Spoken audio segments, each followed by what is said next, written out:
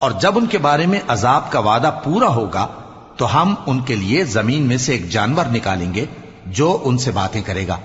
یہ ہم اس لیے کریں گے کہ لوگ ہماری آیتوں پر ایمان نہیں لاتے تھے۔ اور جس روز ہم ہر امت میں سے ایک بڑے گروہ کو جمع کریں گے جو ہماری آیتوں کی تکذیب کرتے تھے، پھر ان کی جماعت بندی کی جائے گی یہاں تک کہ جب سب آ جائیں گے تو اللہ فرمائے گا کہ کیا تم نے میری آیتوں کو جھٹلا دیا تھا، حالانکہ تم نے اپنے علم سے ان کا احاطہ تو کیا ہی نہ تھا؟ بھلا تم کیا کرتے رہتے تھے؟ اور ان کے ظلم کے سبب ان کے حق میں وعدہ عذاب پورا ہو کر رہے گا تو وہ بول بھی نہ سکیں گے۔ کیا انہوں نے نہیں دیکھا کہ ہم نے رات کو اس لیے بنایا ہے کہ اس میں آرام کریں اور دن کو روشن بنایا ہے کہ اس میں کام کریں؟